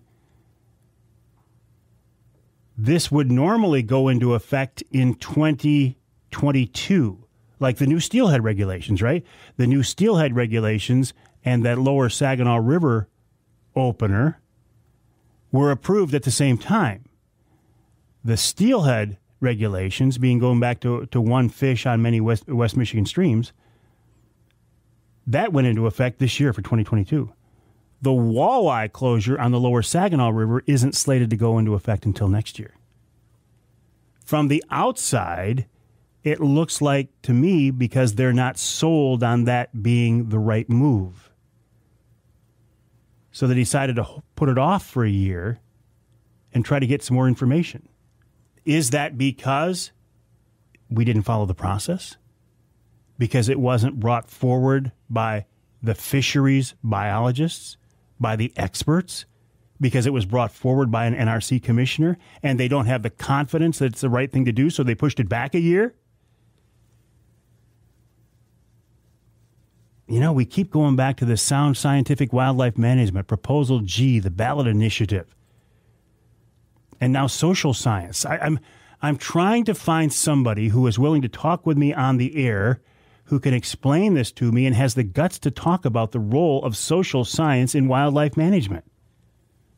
Because it appears that it is indeed a factor these days. Is it a good factor? I don't know. But apparently it's a factor. My thanks to the folks at Security Credit Union for making each week's Ask Avery segment possible. If you have something you would like to see explored or talked about here on the show, send me an email, mike@mikeaveryoutdoors.com, mike@mikeaveryoutdoors.com. In the subject line, put Ask Avery, and let me know who you would like me to direct the question to. Or if it's something I can answer myself. By the way, that email address, mike@mikeaveryoutdoors.com, you can use that for anything. You want to get in touch with me? Feel free, mike@mikeaveryoutdoors.com. We'll take a break for the top of the hour. When we come back at hour number 3, Richard P. Smith and wild game chef Dave Minar.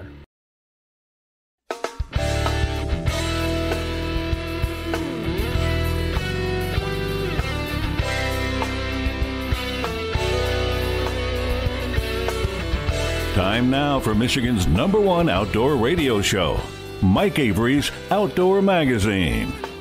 Outdoor Magazine is brought to you by Jay Sporting Goods, the Yider Insurance Group, Angler Quest Pontoons and Polarcraft Boats, the Forward Corporation, Primal Tree Stands, Security Credit Union, Garber Chevrolet, and by Michigan Brand Meats.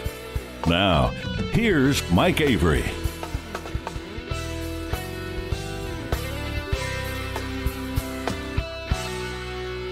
Indeed, this is the big guy, Mike Avery. Ken Hunter, thank you for that introduction. I do certainly appreciate it. And I appreciate you, my friends, tuning in for hour number 3 of this week's Outdoor Magazine show right here on the Outdoor Magazine Radio Network. I said earlier in the show that in my part of the world, it's feeling like spring. I saw my first dead skunk in the road the other day. On that same day, the red-winged blackbirds came back to the pond behind the house. I had a flock of robins hopping around the yard. This all happened on the same day. Usually it takes a couple of weeks for these things to develop, but it all happened on the same day in my part of the world, and it was wonderful. Now, I do realize that I have to be careful, and I'm not trying to rub it in, because in our state, it is so beautiful and so wonderful and so geographically diverse that just because it's feeling like springtime in the southern part of the state or even the central part of the lower where I live, my friends in the UP are saying, Avery, quit talking about it. It's still wintertime here. When I think of my friends in the UP, and I consider myself to have a lot of great friends from the UP, Richard P. Smith is one of them. You know Richard. Just outdoor expert extraordinaire. Hunting expert, black bear in particular, whitetail hunting expert. He's a guy who's been around the outdoor scene for a long, long time, a prolific and noted and respected outdoor writer, and one of my favorite guests here on the show, and he's back with us once again. Richard, welcome back. How are you? Okay, how are you? I'm doing good. Listen, what does it feel like? And we're doing some time shifting this week, so we're recording the show a little bit earlier than normal, but is it starting to feel like springtime yet in your neck of the woods, or is it just too early to even talk about it? Unfortunately, it's too early. It's still very much like winter. Looking out my front window, there's snowbanks piled up as tall as my mailbox, which is more than 3 feet off the ground, 3.5 feet. And we have 4 feet of snow on the ground in parts of the UP still. Oh, my goodness. The winter wasn't really that bad, Mike, until the latter part of February. We got a snowstorm that dumped 2 feet of snow in late February in the Marquette area. So some parts of the UP had lots of snow prior to that, but the winter wasn't bad until the latter part of February when we got that big snowstorm. Is it too early to start being concerned about the winter severity on the whitetails? Because it's later in the winter that actually is the hardest on them, correct? Both early and late. If it starts early and if it hangs on late, both of those can be rough on whitetails. I don't think in the Marquette area that it's a concern at this point, but there's parts of the UP like Alger County and Schoolcraft County that have had much more snow than we have in Marquette. And earlier in the winter, it could be a problem because of snow depth in those areas. And then the Keweenaw as well in the western UP has had a lot more snow than we have. Is it also a concern because of the lack of deer yards like we used to? Is that a factor, Richard, or is that something that kind of gets overblown?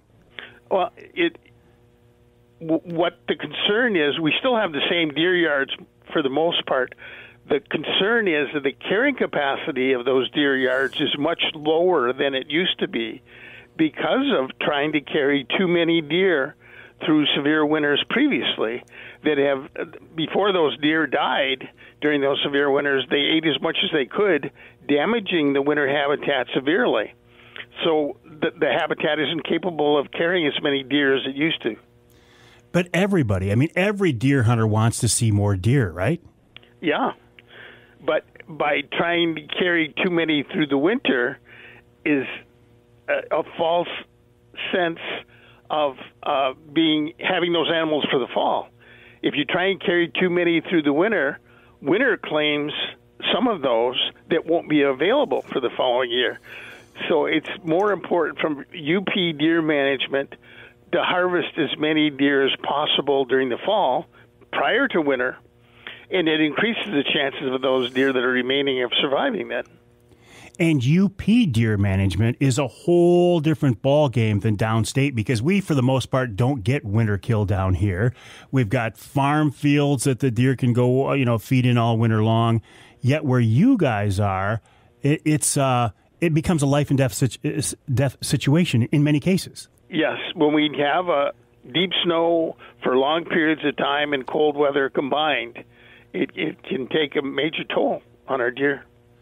I feel like whitetail management in general well, for one thing, you can't win, right? Because no matter what you do, somebody's not going to be happy. But I feel like it's this giant three-dimensional chess game because you move one piece here and it affects something else there. And then you've got Mother Nature involved, you got hunters involved, you got social science involved. I mean, there's so many moving parts to this, Richard. Yeah, there are, but it isn't complicated if you follow the science.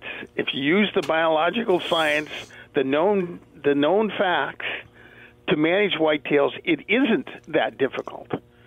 But the social science and emotion and public opinion from people, many who don't understand deer management, complicates the situation. How did we get to this point? Because there was Proposal G, there was the ballot initiative after that, and these two things pointed to sound scientific wildlife management. But I keep hearing, and I appreciate you bringing this up, I keep hearing this term now, social science is becoming a viable and a necessary factor to take into consideration. I'm not sure I'm buying into it. Well, I'm not. I'm certainly not.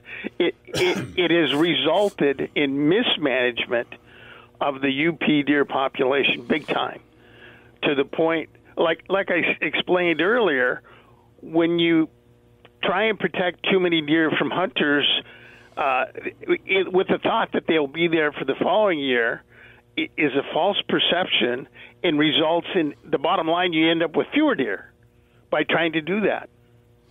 Because you can't bank deer in most of the UP because of the severe winters? Is that what you're saying? That's correct. That's the bottom line. Winter determines how many deer we're going to have, and especially when we're prevented, hunters in the UP are prevented from harvesting as many deer as they could by having mandatory antler point restrictions on our combination deer licenses. Well, and what about not being allowed to use crossbows in the late season? Is that still the case? That's still the case. And on top of that, bow hunters, antlerless deer are off limits to bow hunters in the northern half of the UP. The only part of the UP where bow hunters can legally harvest antlerless deer is in the units in the southern UP where antlerless permits are issued. Richard, I know that you are no fan of how the DNR is managing the UP deer herd. Are you of the mindset, are you one of those people who's like, the DNR really can't do anything right? Or are there things that they're doing right that you are in support of? Well, the Department of Natural Resources made some tremendous recommendations that were supposed to go into effect last fall to change deer regulations to allow hunters to harvest the same type of deer that they can in most of the rest of the state by making one tag unrestricted on combination deer licenses like it was before 2008. The DNR recommended to allow crossbows in December in the UP, and they also recommended making antlerless deer legal for bow hunters UP-wide, but the Natural Resources Commission shot down all of those recommendations. They were all based on sound science and would have minimal impact on the deer population, and in fact would better manage the UP deer population. But the Natural Resources Commission rejected those recommendations. I'd love to see you on the NRC. Well, I wouldn't mind being on the commission myself, but I don't think that's a reality. Excuse me, is it, I don't know if I want to go down this, is it because of politics? Is it because Richard P. Smith has been so outspoken in his opposition that you would just never be brought into the fold? Well, that's part of it. The whole Natural Resources Commission is political. They're all political appointees by the governor. And I'm not too politically involved, and I guess I speak honestly of what I see happening.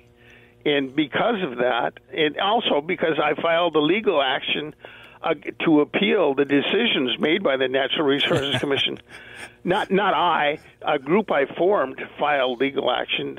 Deer Hunters for Responsible UP Deer Management filed legal action against the Natural Resources Commission over those terrible decisions in rejecting the DNR recommendations. Yeah, I forgot about that. That's not going to make you real popular in Lansing. Nope. Hey, but it had to be done, Mike. It's been gone on too long, mismanagement of the UP deer population. And it continues with the threat of chronic wasting. And I want to talk about that, Richard, but we got to take a break. We're talking with Richard P. Smith, his website, richardpsmith.com, and he brings up the topic at hand, CWD, which is one of the reasons why I wanted to get Richard on the show this week.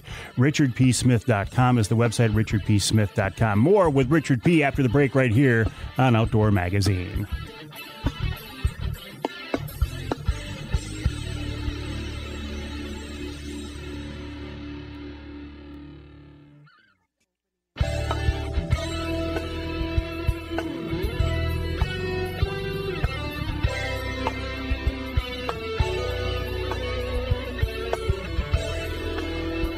You can hear the Outdoor Magazine show in Ludington on News 97.98, 98.7 WLDN. You can hear us in Sandusky on WMIC, 660 AM, 95.3 FM. And you can hear us in Marquette on WDMJ, 1320 AM. This segment of Outdoor Magazine is brought to you by Reader Landscaping. Reader can take care of your lawn and property because it's your nature and our nurture. Let Reader create an outdoor getaway in your backyard, as they have for me. And now is the time. If you want the folks from Reader to either be doing lawn maintenance for you this summer, lawn improvement, lawn and property improvement, or if you've got a big project like you want to put in a backyard water feature or barbecue or something like that, now is the time to get in touch with the folks at Reader. Don't drag your feet. Don't wait until it's getting real nice out and then have them try to schedule this, because by then you'll be so far down the schedule. Think about it right now and get in touch with them at readerlandscaping.com, readerlandscaping.com. They will do a great job for you, as they have for me. We're talking now with Richard P. Smith, his website, richardpsmith.com, richardpsmith.com. You know Richard. He's been an icon here in the outdoors here in Michigan for many, many years. And Richard, the topic at hand this week, at least kind of the jumping off point for to get you back on the show, was CWD. Now, CWD, chronic wasting disease, a concern all across lower Michigan. But what's unique about the situation with CWD in the UP whitetail herd? Well, there's only been one deer that's been diagnosed with chronic wasting disease in the Upper Peninsula. It was a 4.5-year-old doe taken on a crop damage permit during September outside the normal hunting season. And the DNR knows through the research they've done on CWD positive deer that adult does that have the disease pass the disease on to their fawns. This 4.5-year-old doe in Dickinson County that was positive for CWD had to have had fawns, had to have passed the disease on to her fawns, yet in the testing that has taken place since 2018, no more CWD positive deer have been identified. The problem with that is that so few deer have been tested from that area that it's not likely to be found. And part of the problem is our restrictive harvest regulations for UP hunters, limiting the number of bucks and does that we can take reduces the chances that hunter harvest is going to show up a diseased deer. And there's just so few deer have been tested. The goal for testing in the UPCWD management zone for 2019 was 2,654 deer, and only 727 were tested. And it's gone down since then. Only 403 were tested in 2020 and 340 from the 2021 season. You're not going to find the disease with such low testing. And to complicate matters, another adult doe, a 3-year-old doe with chronic wasting disease, was identified in Vilas County, Wisconsin last fall.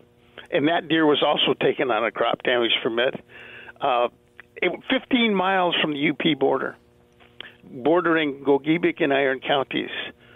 Only 62 deer from Gogebic County have been tested for CWD, and 480 from Iron County. The disease could be in those counties plus Dickinson County and not be identified because of such low testing. So is the testing not being done because of budget constraints and COVID monkey wrenches and all that? Or is it, boy, if we don't test, we don't find it, and then we don't have to deal with it?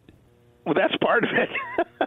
The DNR seems to not want to find it, and certainly hunters don't want more deer with the disease to show up because the DNR probably would ban baiting and feeding. Oh, I think in a heartbeat that's a given, isn't it?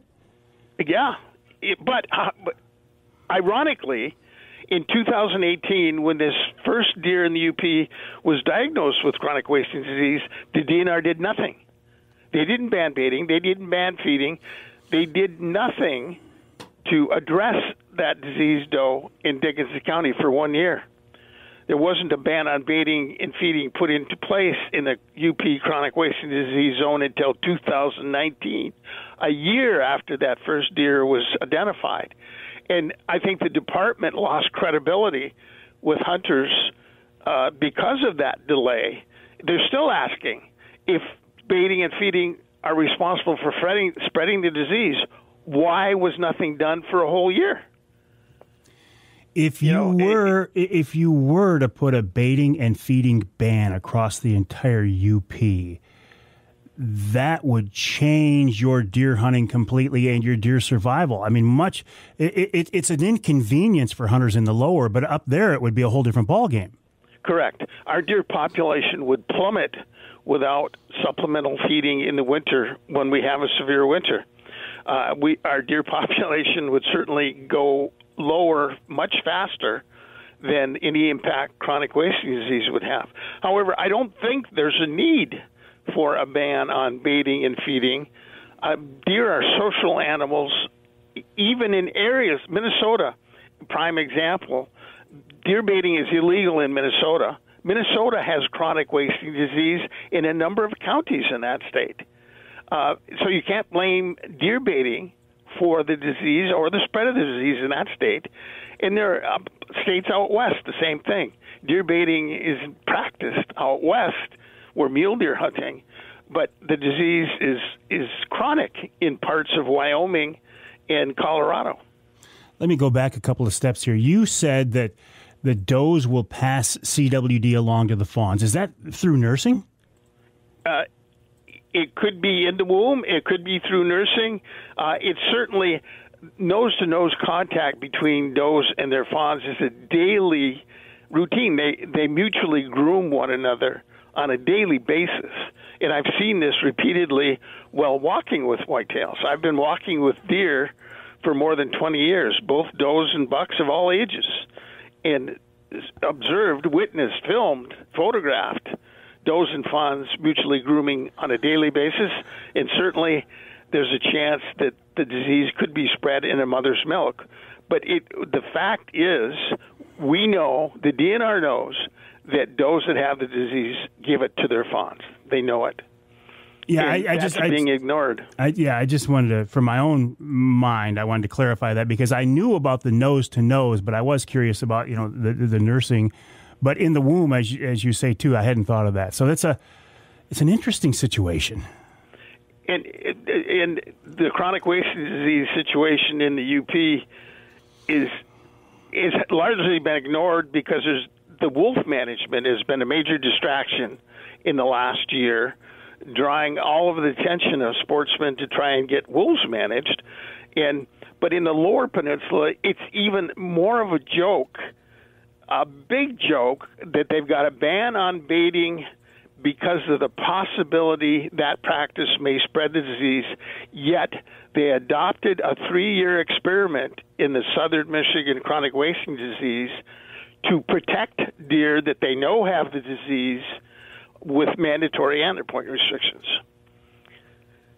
And that experiment is now done. The antler point restrictions have been removed, but for 3 years, yearling bucks that had chronic wasting disease were allowed to spread the disease through that experiment. in Montcalm and Ionia counties, where mandatory antler point restrictions were put in place, bucks had to have 4 points on one antler to be legal for hunters to shoot. And in the 2 previous years, there were 8 yearling bucks with chronic wasting disease that were identified in Montcalm County alone. So all the yearling bucks that had the disease were protected by law, by the DNR, and by the Natural Resources Commission, yet there's a ban on baiting throughout the Lower Peninsula. It doesn't make sense. When I hear you describe these things, it becomes... I look at it from a different perspective, because you have the ability to take these situations and break them down into a way that is much more easily understood, I think. Well, I'm glad to hear that, but I've been watching this situation so closely, and it just blows my mind how the department and the Natural Resources Commission can justify adopting a 3-year experiment that they knowingly protect deer that have the disease to see if hunters will harvest more does than bucks. And they know that does have a lower prevalence rate of CWD than bucks. If they just remove antler point restrictions like they originally did, it gives the hunters the opportunity to take all age classes and sexes of deer to reduce the prevalence of the disease. That's the only way the disease can be addressed properly.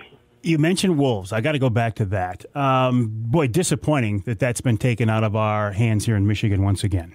Yeah, and here again, we're looking at politics. It's totally political. Judges are elected. They have no biological scientific background, and it blows me away that the data shows wolves are recovered in the Upper Peninsula of Michigan, Wisconsin, and Minnesota. Minnesota has thousands of wolves, 4,000. And yet they're under the Endangered Species Act. That makes absolutely no common sense to anybody that knows anything about wolves in the Great Lakes states. I hear contradictory reports. A lot of my friends from the UP talk about how the wolves have decimated the whitetail population. Others are saying it's not that bad. What's your take on it? Well, when we have a winter like we're having now, when we've got deep snow, it makes deer more vulnerable to predators like wolves and coyotes. Certainly they have an impact. There's no two ways about it. It's just there's so many negative factors that are influencing our deer. There's no way that wolves have as much impact as winter does. Winter has far more impact than wolves. Richard, I want to follow up on this. We got to take a break. I want to offer you the coveted third segment. And when we come back, I want to talk more about predation, including eagles and bears as well, if you can give me a few more minutes. Sure.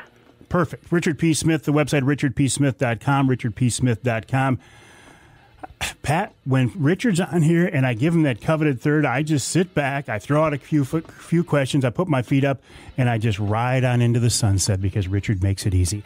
Another guy who makes it easy, wild game chef extraordinaire Dave Minar, will come up here in just a couple of minutes, and he will have, I suspect, another great wild game recipe. So more with Richard P. Smith, and we'll wrap it all up with wild game chef Dave Minar, coming up right here on Outdoor Magazine.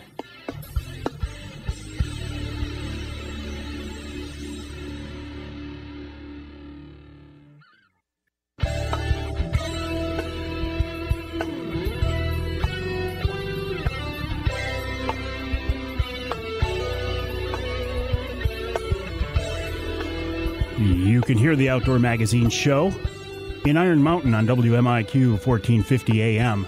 And you can hear us downstate in Saginaw on WSGW AM and FM, 790 AM, 100.5 FM. I'm in the studios of WSGW right now for this 3-hour period. This one small corner of the building is thought of as the Outdoor Magazine studio. I have a logo behind me to prove it. Pat Johnson here with me doing a wonderful job as always. Pat, I do certainly appreciate that. Also appreciate Richard P. Smith hanging on for this coveted third segment of this hour's conversation. Richard, we were talking about predation, and depending on who you talk to, wolves are decimating the entire UP population, or winter is a bigger factor? Remind me, where do you come down on this? Well, certainly winter is a bigger factor, Mike. No doubt about it. But when we have a severe winter, it makes deer more vulnerable to all predators, and it increases predation on deer. So there is a link between those severe winters and predation. Can coyotes take an adult whitetail? Most definitely.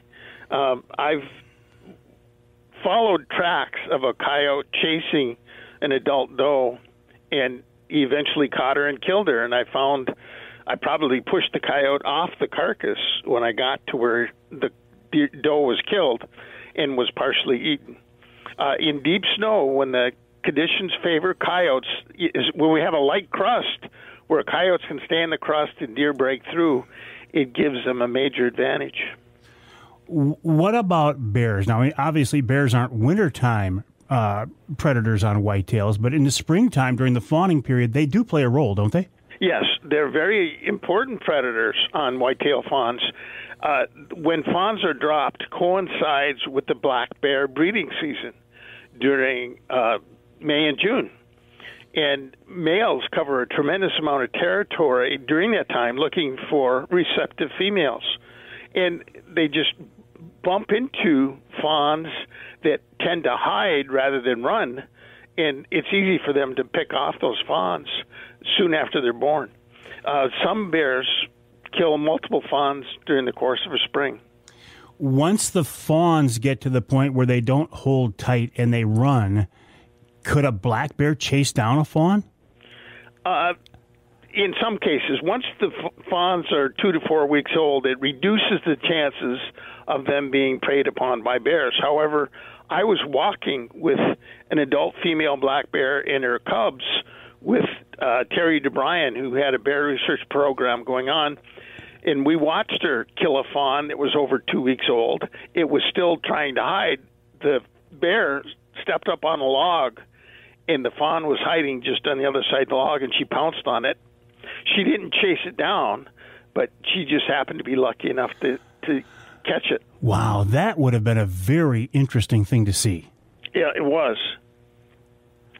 And that was with another female bear walking with her when her cub jumped a fawn, and the adult, or its mother, was able to catch it.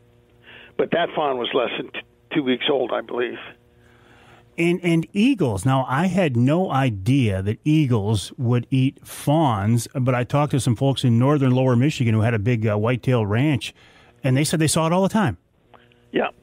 And I saw a video on YouTube just the other day where a fawn was swimming in a lake, and a bald eagle came down, drowned the fawn, and then drug it up on shore and fed on it. Mother Nature is cruel, cruel, cruel. Mike, can I add something here? Please do. You made a comment you'd like to see me on the Natural Resources Commission, and I said that wasn't realistic. However, there is a candidate running for governor right now named Mike Brown. I had dinner with him a few weeks ago. He's a hunter and fisherman himself. If Mike Brown is successful in the race for governor, there is a chance I could be appointed to the Natural Resources Commission. There's your in right there, Richard. Yeah. Well, it'll be interesting. I mean, this is an election year, and listen. I know I'm not telling you this, but I'm telling our audience. Those of us who love the outdoors, we tend not to be, as a group, politically active. We're like, leave us alone, let us hunt and fish, keep us away from people, and just let us go on. But we can't be that way in today's world anymore, Richard. Yeah, I agree. And you certainly have made a career out of not just sitting back. You don't hesitate to step up, get involved, and rile people up if that's what you think it takes. Well, because I'm knowledgeable enough to understand what's going on behind the scenes that the DNR isn't quick to make public. It's, I don't know.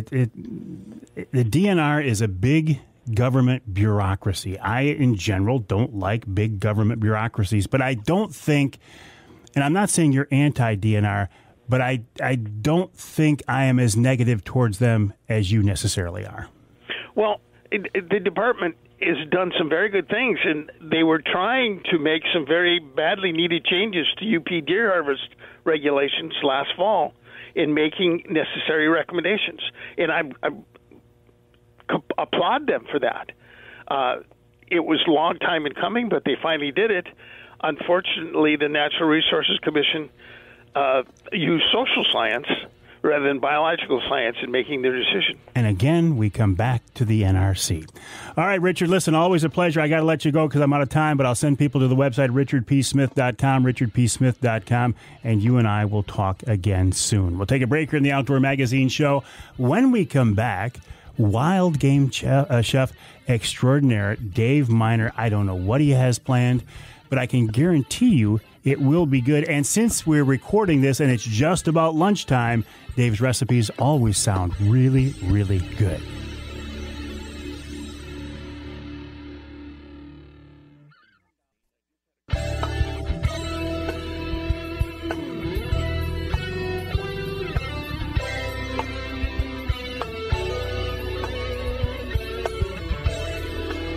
Welcome back to Outdoor Magazine. My name is Mike Avery. Glad to have you along with us as we wrap up this week's adventure into the outdoor lifestyle, a 3-hour trip into the great outdoors. And we wrap each week up with wild game chef Dave Minar and usually another great recipe. And Dave's with us once again. David, welcome back. How are you? I'm doing very well, Mike. And yourself? Good, because yesterday I saw a dead skunk, I saw a red-winged blackbird, and I saw robins. Oh, we've had robins. We have crabapple trees in our yard at Standish, and they're all dried up. And all winter long, we've had about a dozen robins, day in and day out, picking at the crabapples. And when we had the big rain up there, the poor things were hammering the ice off of the crabapple. They just dried up. Oh, it was pathetic to watch them. Yeah, I don't put as much stock in robins because, like you, I've seen them pretty much year-round. But it's kind of nice to see them on top of the red-winged blackbirds and the skunk. You beat me on the skunk. Normally, I see them on the Dixie Highway quite often. Keep an eye out because you're going to see one soon. What do we got for a recipe this week, Dave? Well, I did a rabbit Marcella for a relatively famous radio personality, his party. So we're going to use that recipe today. So you're going to use 2 rabbits cut by 8. You can check and make sure you get all the shot if you're using a shotgun and get all the hair out of it. You need about a cup of diced onions fine, about a pound of mushrooms sliced thin, 1.5 to 2 jars of beef gravy. And Marcella wine is a kind of an Italian sweet dessert wine. And you're going to need about anywhere up to 4 to 5 ounces of the Marcella sweet. Make sure it's sweet. And because they make a dry one also.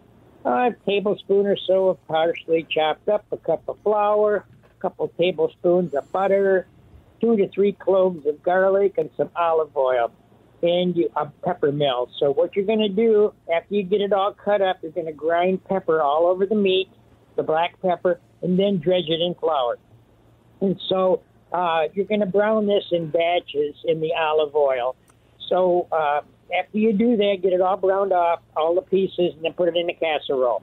So you're going to add some butter back to the pan, and you're going to saute the vegetables, the onion, the mushrooms, the garlic, in the butter, a couple of tablespoons of butter. It's going to enrich this flavor quite a bit. So after you get that all nicely browned up, then you're going to add the Marcella wine and the beef gravy. Bring that up to a boil. Taste it and see if this is to your liking. And if it is, then pour it all over the rabbit.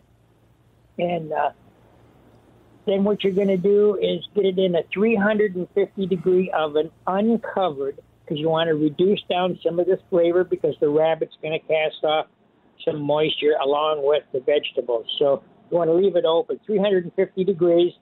And it's going to take an hour to an hour and a half, depending on the age of the rabbit and how hot your oven really is. So if the meat's falling off the bone, it's definitely ready. You know what would be nice? You could serve this with buttered noodles or rice or even homemade biscuits would be just great for this. It's a wonderful way to make rabbit. It's a little on the sweet side, and it goes very well with rabbit because rabbit's one of those meats that picks up all the flavor of the sauce that you're imparting into it. It's a lot more elegant than just browning the rabbit off and baking it for a while. So it's really a nice dish. No, I remember it, and it sounds wonderful. And you talked about putting pepper on there from a pepper mill. For me, if you're going to make it, you put some pepper on, and then you put more on than you think you need, and then you double it, and then you're probably getting close. You know, I know your steak au poivre that we used to serve was one of your very favorites. You could never put enough pepper. No, there's and you turned me on to the whole concept of cracked peppercorns. There's something about the taste of pepper that I just love on almost anything. You know what we do with a lot of dishes? We take the back of a frying pan, and you have to put the whole pepper on a wooden cutting board. It works really well because it has a little more texture. And you take that frying pan, you hold a handle, and you push down on it real hard, and you crack it. You know, it might be in quarters and halves. And so when you press that into a steak or even a wild turkey steak we did that with you, and it just imparts the flavor like you can't believe. And then, you know, little bits of pieces get stuck in your teeth, and you taste it for an hour or two. And that's what I love. And unlike, because salt's kind of bad for you, but pepper's really pretty good, isn't it? It is. I guess it aids in digestion, too, which is wonderful. There you go. Perfect. That's why I love black pepper, and that's why I love you and your recipes that feature black pepper, David. Thank you, Michael. All right, we'll talk again soon, my friend. Bye. Wild game chef extraordinaire Dave Minar, a big part of the Outdoor Magazine show. I mean, I'm trying to think how many recipes, how many meals, how many different dishes would I have eaten that Dave made over the years, and I can't even come close. It's in the hundreds because for the TV show, I mean, he did one for every TV show. I've been down to the restaurant a bunch of times, been at a bunch of events that he catered. I couldn't even come up with a concept, an idea of how many, and I will guarantee you this. All of them have been excellent. Obviously, some I like better than others, but I've never had anything that Dave cooked up that I didn't like. Check out his restaurant, Oscar and Joey's. That's at I-75 and Birch Run Road. He's open Thursdays through Sunday. If you want to reach out to me, I'd love to hear from you. The email address is mike@mikeaveryoutdoors.com. mike@mikeaveryoutdoors.com. Send me your questions, comments, your Red Wing Blackbird report, your dead skunk reports, and more. Mike@mikeaveryoutdoors.com, and I'll talk to you next week right here on Outdoor Magazine.